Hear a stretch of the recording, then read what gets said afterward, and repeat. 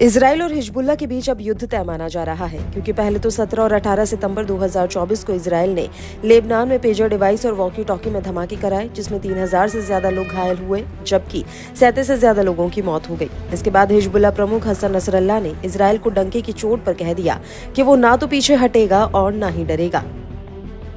लेकिन इन सब के बीच अब इजराइल ने लेबनान की राजधानी बेरूत में एक बहुत बड़ा हमला किया है और इस हमले में हिजबुल्लाह का एक और विकेट गिर गया है। दरअसल आईडीएफ ने बेरूत में एक एयर स्ट्राइक की है, जिसमें करीब 9 लोगों की जान चली गई, जबकि 59 से ज्यादा लोग घायल हुए हैं। इस हमले को लेकर इजरायली सेना का कहना है कि उसने हिजबुल्लाह के top operation commander Ibrahim Aqil को ढेर कर दिया है। आपको बता दें कि अमेरिका को इब्राहिम अकील की तलाश थी।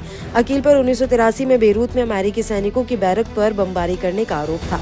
आईडीएफ का कहना है कि इब्राहिम अकील उत्तरी इजराइल पर हमले की योजना जिम्मा संभाल रहा था। इसके अलावा अकील हिजबुल्लाह की एलिट राडवान फोर्स का सक्रिय कमांडर था। इसके अलावा वो गैलीली में हमला करने का मुखिया था।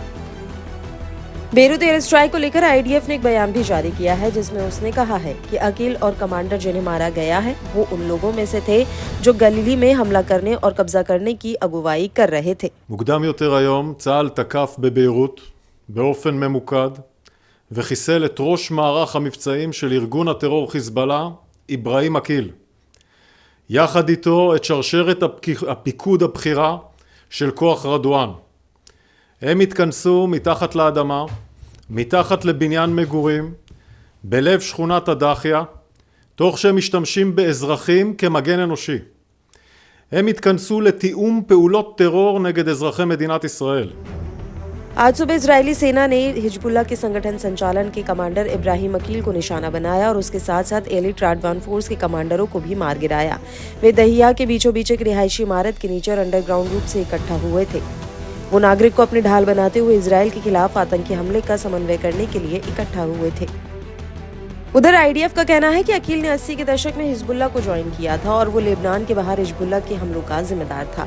अकील दूसरे देशों में हुए कई हमलों में शामिल था, जिसमें आम नागरिकों की जान गई थी और 2004 से ही अकील हिजबुल्लाह के ऑपरेशन का हेड था। वो हिजबुल्लाह की बॉम्बिंग और एंटी टैंक हमलों, एयर डिफेंस और अन्य संगठनों का जिम्मा संभाल रहा था।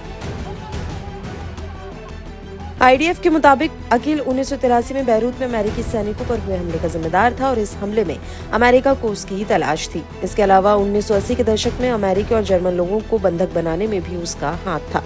अमेरिका ने इब्राहिम अकील के ऊपर $70 लाख का इनाम रखा था।